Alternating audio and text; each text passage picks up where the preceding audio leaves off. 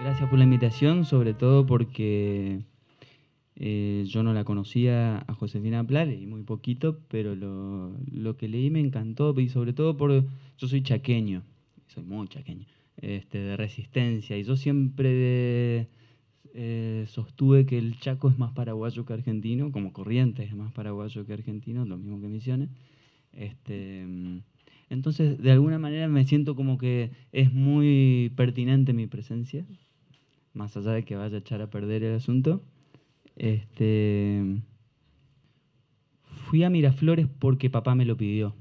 Me mandó el mensaje con un colega, otro maestro rural, que se volvió a Resistencia porque ya no aguantaba el calor, la soledad y el olor de los indios. Eso me dijo el mismísimo maestro, y en ese orden. La vida ya es dura, agregó como justificándose, como si fuera un pecado hartarse del medio ambiente. De papá yo no había tenido noticias en los últimos 2 años. Consiguió las horas como docente en Miraflores y partió sin despedirse, ofendido con todos. Todos éramos mi madre y yo, y la verdad es que ni a ella ni a mí la partida de papá nos movió un pelo. Nos enteramos un mes después y para entonces cualquier intento de comunicación hubiese sido en vano, quizá un motivo de pelea o discusión. Pero ahora papá me mandaba a llamar, no quería pasar solo su cumpleaños. Antes de llegar a Miraflores, el colectivo hizo paradas en Tres Isletas y en Castelli. Yo conocía muy poco el interior del Chaco, casi nada, y por la ventanilla del colectivo esas dos ciudades me parecieron horribles. La gente que bajó allí era gente muy pobre, gente de cara curtida y de ojos que miraban más allá, algo lejano, una vida un poco más amable. Pensé en Miraflores y me dispuse para lo peor. Pero no me dispuse lo suficiente. Apenas bajé del colectivo me sentí mal, descompuesto y triste todo a la vez. La gente que bajó conmigo también se veía mal. Miraflores era una réplica pequeña y precaria, aún más precaria de Tres Isletas y Castelli. Busqué a papá en medio de aquel páramo, pero no vi más que a un hombre macilento que me sonreía, aunque era muy difícil saber si la expresión en su cara era una sonrisa o una burla. El hombre tardó más de lo aconsejable en presentarse. Soy Orión, dijo. Su papá me mandó buscarlo. Mientras apretaba la mano de Orión me dije que solo en un lugar como Miraflores alguien podía llamarse así. Después nos subimos a una camioneta destartalada y en un par de minutos estuvimos internados en el monte, o en algo que para mí era como un monte. Además de los ruidos que hacía la camioneta, Orión hablaba poco, rápido y mal, por lo que no me esforcé en buscarle conversación. Anduvimos un trecho bastante corto, pero aún así el calor y los olores que se levantaban de los asientos hicieron el paseo bastante sufrido. Recordé al maestro colega de papá, su hartazgo. Cuando llegamos a lo que parecía el final del camino, Orión bajó de la camioneta y dijo algo que entendí como una invitación a seguirlo. Lo seguí, incómodo por el sudor y por la mochila llena de ropa que cargaba, muy coqueta para semejante espesura, absurda incluso. La casa de papá no era lo que yo esperaba, flanqueada por dos enormes árboles, quebrachos, algarrobos, no sé qué árboles eran, pero eran enormes, asomaba como una construcción más derruida que modesta. Desde afuera podías prever las carencias y las incomodidades, el aire sucio en cada rincón. Me impresionó que el piso de la casa fuera de tierra, ni un cemento, ni siquiera tablas de madera, nada trabajado que pisar. Lo que había eran muchos animales, gallinas, pollos, chivos, perros, chanchos, todos mezclados como si fueran de una misma especie. Al único que no se veía por ningún lado era papá. Espérele nomás a su papá, dijo Orión. Fue a cazar un tapir. Me llevó tiempo figurarme un tapir. Una vez que lo hice pensé que tal vez Orión había querido hacer un chiste raro, pero chiste al fin. Si por fuera la casa hacía prever lo peor, por dentro lo confirmaba.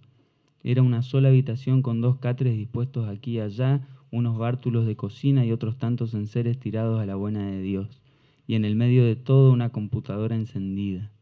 Semejante contraste me alegró y me llevó a la estupidez de preguntarle a Orión por la conexión a internet.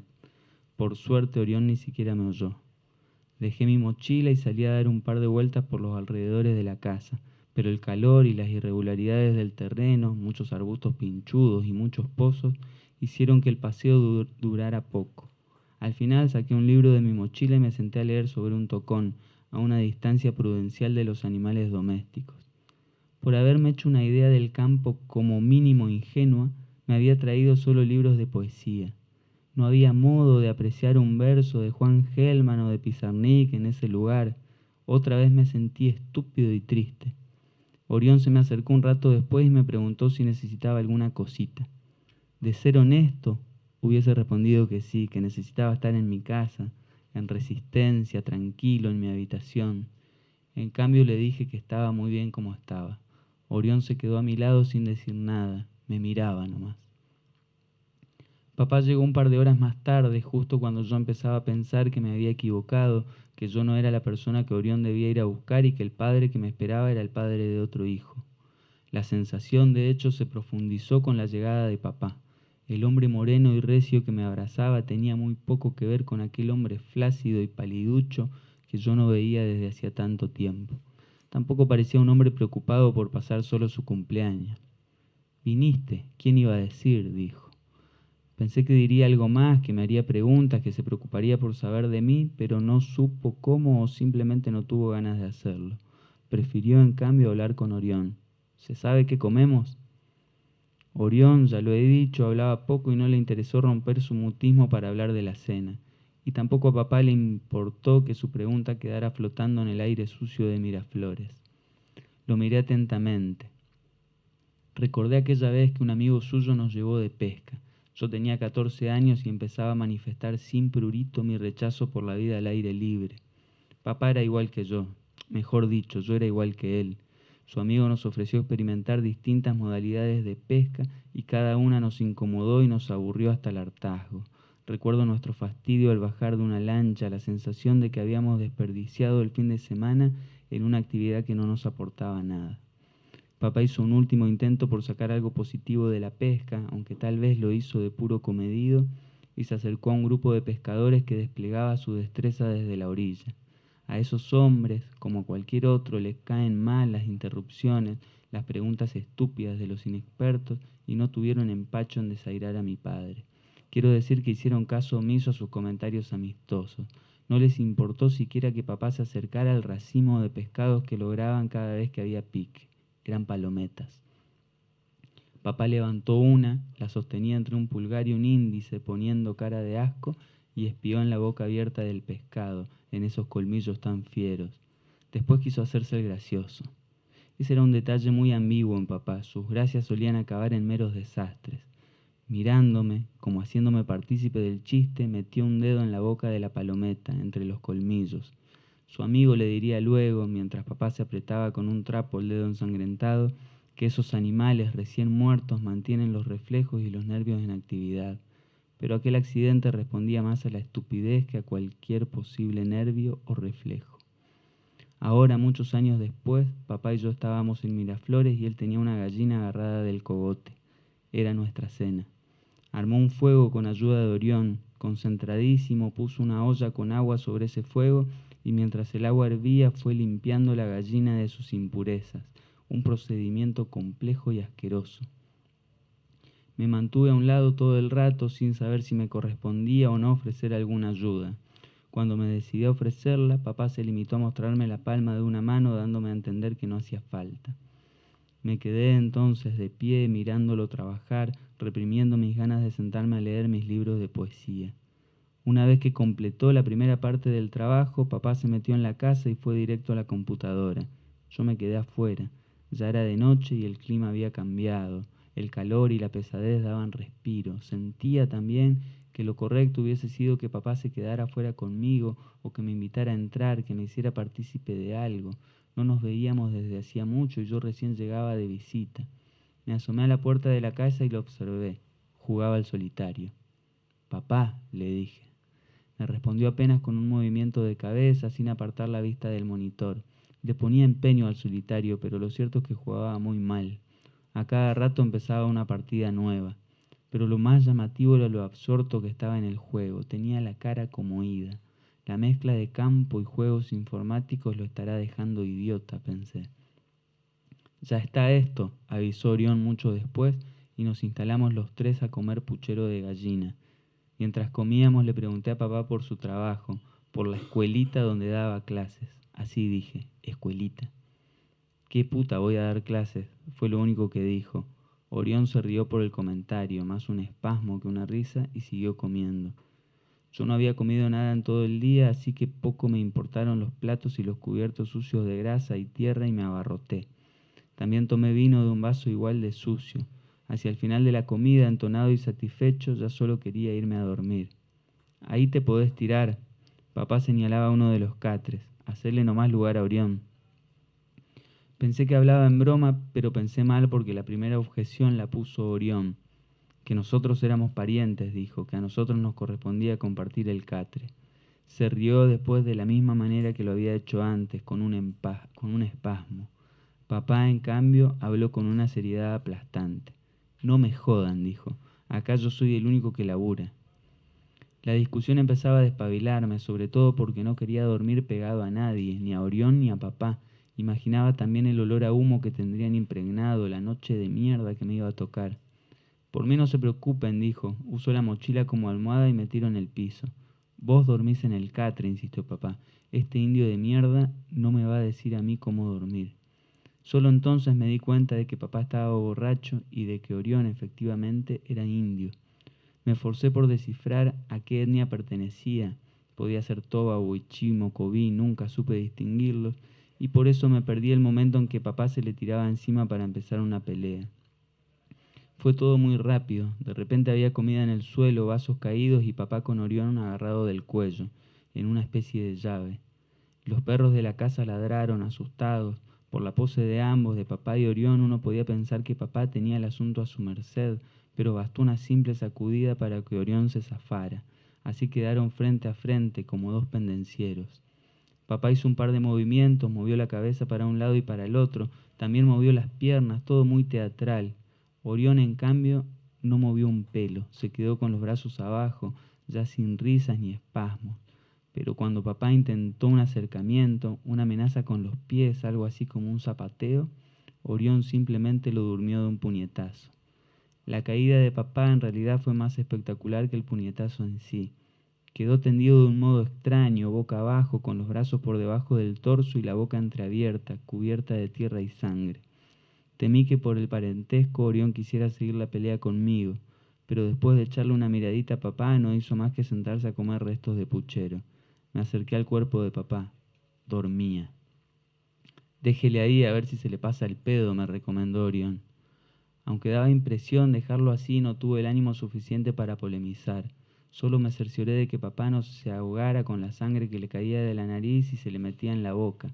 Estaba muy cambiado mi padre. Orión se metió un último bocado de puchero y lo hizo pasar con un fondo blanco de vino. A dormir, dijo al rato, hay que aprovechar que cada uno tiene catre. Después se metió en la casa. Cotejé mis opciones, aprovechar el catre como mandaba Orión o quedarme afuera junto a papá, ayudarlo a reaccionar, y preferí entrar. Miré por última vez a papá y antes de dejarlo pensé en la ridiculez de vivir en Miraflores. Un tapir estaqueado. Mientras me lo mostraba, papá me decía que un tapir no lo caza cualquiera. Yo todavía no pude, dijo. El que teníamos enfrente lo había cazado Orión. Pregunté si los tapires no estaban en riesgo de extinción, pero mi pregunta sonó tan fuera de lugar que me apuré a señalar el buen olor que desprendía ese animal cociéndose al fuego. Ahora sí, dijo papá, pero al principio es una hediondez. También dijo que la mejor manera de cocinar un tapir es al horno, pero que de puro ostentoso, Orión, para llamar aún más mi atención, lo había abierto como un chivo, cosa que las costillas dieran mejor espectáculo. Yo había pasado, como era de prever, una mala noche. De hecho, casi no había dormido. Me daba miedo Orión, echado en el otro catre, los ruidos que hacía al dormir. Además, el clima dentro de la casa era muy raro. De a ratos me daba calor, sentía que el catre se me pegaba en la piel y de improviso sentía escalofríos, la necesidad de ovillarme como un feto. Me desperté a media mañana y vi a papá en la computadora jugando al solitario. Su absorción en el juego era la misma que le había visto la noche anterior, pero así todo se las arregló para percibir que yo ya no dormía. Al fin, me dijo, ahí te tengo el desayuno. Aunque asado y mate estaban lejos para mí de conformar un desayuno, no quise desairar a papá y comí con ganas. Solo me incomodó no encontrar un sitio donde lavarme los dientes y tampoco me animé a consultarlo con papá, así que me limité a unos buches. Fue después del desayuno que papá me llevó hasta el tapir. Lo habían estaqueado a unos metros de la casa entre él y Orión. Había perros alrededor del tapir como si estuvieran cuidando que la carne no se arrebatara. Papá movió los brazos, ahuyentándolos, pero los perros no les llevaron el apunte. Tampoco papá hizo algún otro movimiento para ahuyentarlos. Después de todo, los perros no molestaban. Pasamos un rato así, mirando el tapir. Todavía el calor no llegaba a su punto más salvaje, por lo que podíamos contemplar las cosas, el paisaje con alguna comodidad. Aún así yo me movía con cuidado, temiendo que al menor descuido el ambiente se levantara sobre nosotros en toda su plenitud. Entonces papá me habló de los tapires, de sus ganas de cazar alguno. Dijo que eran animales muy raros, cosa que cualquiera comprueba con solo ver un tapir, de una carne muy rica, que el cazador experto era Orión y que por eso él, mi padre, vivía tan pegado al indio. Además, Orión es mi pareja, agregó papá, y yo no supe a qué tipo de pareja se refería y tampoco quise indagar demasiado, pero un escalofrío me recorrió la espalda. El asunto es que al día siguiente papá cumplía años, 50 años, y quería celebrar el número redondo saliendo de cacería. Por lo pronto, el resto del día lo pasé en los alrededores de la casa, estudiando el lugar y buscando la manera de sentirme un poco a gusto. Por no preguntar y cuando ya no lo aguanté más, hice mis necesidades entre los arbustos, limpiándome con papeles viejos que encontré en la casa. Más tarde descubriría el pozo letrina donde cagaban papá y Orión, pero puesto a comparar lo de los arbustos seguía siendo una opción razonable. Ya entrada la siesta comimos el tapir, los tres ubicados como la noche anterior. Cuando vi a papá servirse un segundo vaso de vino, temí que se repitiera también el desenlace, pero esta vez papá se veía de buen talante, sin ánimos de dar inicio a una pelea. Dijo papá que la carne del tapir se me podía confundir con la del chancho, más probablemente con la del carpincho, y por eso me pidió que hiciera un esfuerzo, que cerrara los ojos si lo creía necesario para sentir mejor la diferencia. No creí necesario cerrar los ojos, pero él los cerró y mientras masticaba los primeros bocados, elevó el mentón al cielo y asintió una vez, dos veces, suave y lentamente. Qué cosa rica el tapir, dijo después de tragar. También a Orión se lo veía más animado, y hasta se encargó de amenizar el almuerzo contando la historia del hombre sin cabeza, un espectro que aterrorizó durante un tiempo a la gente de Miraflores. Contó Orión que por las noches la gente del pueblo solía ver la silueta de ese monstruo que se paseaba, por supuesto, sin cabeza. Bastó que un oficial de policía descreído se cansara de tanto pánico y saliera una noche en busca del espectro. No le costó nada encontrarlo. Agazapado en medio de un rancherío asomaba el famoso hombre sin cabeza. Usaba piloto nomás, dijo Orión, y el oficial lo amansó a rebencazo limpio, al punto de hacerle crecer la cabeza. Y la cabeza que asomó desde el piloto era la cabeza de un indio de rasgos mongoloides. Al final, dijo Orión, nadie supo decir si el monstruo era nomás un monstruo o si era un indio idiota que se cubría la cabeza con el piloto. Por el tono en que Orión contaba la historia, no supe si debía responder con carcajadas o con un semblante serio, como el que había puesto papá. Intenté un punto medio, una sonrisa que expresara admiración, asombro, alguna emoción semejante. Papá cortó en seco mi disyuntiva. Siempre cambiás la historia, le dijo. Es puro invento tuyo. El indio dejó un pedazo de tapir a medio comer y se levantó, supongo que ofendido. No lo volvimos a ver hasta entrada la tarde, cuando papá vino a decirme que ya era hora de salir a cazar tapires. De entrada me asustó la indumentaria que la empresa demandaba, unos coletos de cuero duro y olorosos que debíamos ponernos sobre la ropa. Parecíamos mitad cocineros, mitad soldadores, obreros apocalípticos. Pensé que el instrumental de la partida supondría el manejo de algún tipo de arma de fuego, un rifle, una escopeta, algo con gatillo. Pero papá me tendió un palo, un simple pedazo de rama, y me dijo que lo sostuviera con fuerza, que los golpes a un tapir tienen que ser secos, golpes convincentes. Agarré el palo sintiéndome un estúpido. Nunca jamás se me ocurriría darle golpes a un tapir, ni siquiera sabría lastimar una planta. Los perros se nos fueron sumando a medida que nos internábamos en el monte, perros iguales entre sí, flacos y macilentos. Quise contarlos, pero no pude. Se movían demasiado rápido y ladraban y refunfuñaban mucho. Puro escándalo. Una hora habremos estado así, caminando entre espinillos y arbustos medio secos, casi duros, hasta que de pronto, sin medias tintas, el suelo se volvió húmedo y blanco. Orión tradujo el cambio en el paisaje señalando que entrábamos en zona de bañados. Papá quiso callar a los perros, más por intuición que por conocimiento de causa, pero los perros siguieron su andanza quilombera. Acá conviene que nos separemos, dijo papá. Y acto seguido enfiló hacia mi derecha, caminando casi en puntas de pie y con el palo arriba, como si el tapir que buscaba estuviera ahí, agazapado. Antes de emprender camino en dirección contraria a la de papá, Orión me dijo que anduviera con cuidado, que los tapires se mueven en manada y por lo general andan metidos entre los chanchos. Y si están con crías son peor de malos, remató. Después se fue, seguido por los perros. Yo decidí no moverme del lugar donde estaba. Después de todo no me interesaba andar detrás de los tapires. Otra vez era de noche.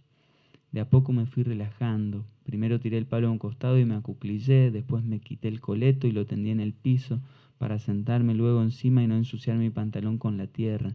Estiré los brazos hacia atrás, apoyando las manos en la superficie blanda. Claro que antes me cercioré de no apoyar las manos sobre alguna porquería.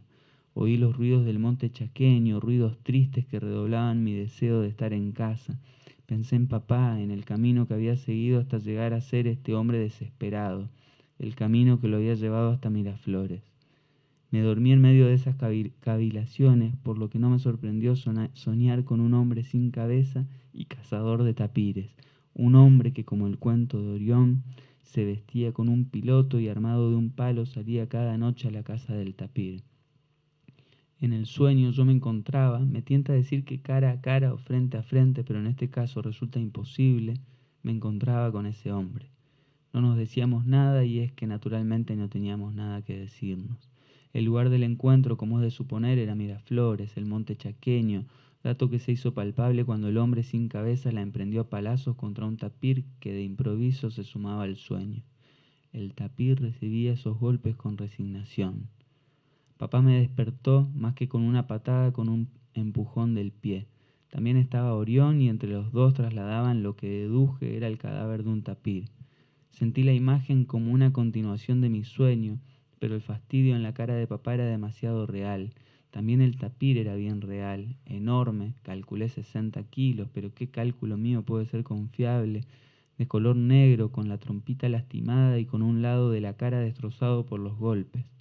También se veía sangre y se sentía un olor inmundo. Papá y Orión le habían atado las patas a un palo y cada uno apoyaba un extremo del palo sobre un hombro. Papá adelante en su hombro derecho, Orión atrás en el izquierdo, y dándoles vueltas alrededor los perros, los innumerables perros sucios que los secundaban, ahora histéricos como nunca. Vení, cargalo un poco vos, me ordenó papá. Obedecí y a la vez reprimí las ganas de preguntar cuál de los dos había cazado el tapir. Era, debo decir, una carga pesada y papá no tuvo empacho en hacerme andar todo el camino hasta la casa con ese peso en el hombro. Naturalmente la vuelta se me hizo mucho más larga que la ida, más larga y más sacrificada. En la oscuridad me limité a seguir la silueta de papá que de a rato se me perdía en esa negrura que era el monte. Quise una vez más mandar todo a la mierda, patear a los perros que no se callaban, que refunfuñaban como idiotas a un costado. Quise patear también el cadáver asqueroso del tapir, pero no hice nada. Seguí el camino que señalaba la silueta de papá, una silueta vaga, firme y vaga. Tan oscuro estaba todo que no me percaté cuando llegamos a la casa. Recién me di cuenta cuando Orión soltó su parte de la carga. Así caminé un par de metros de más arrastrando por la tierra el cadáver del tapir. Después miré hacia atrás y vi a papá y a Orión, el largo abrazo que se daban. Supuse que ya habían pasado las 12 de la noche y que papá empezaba a celebrar su cumpleaños. Gracias.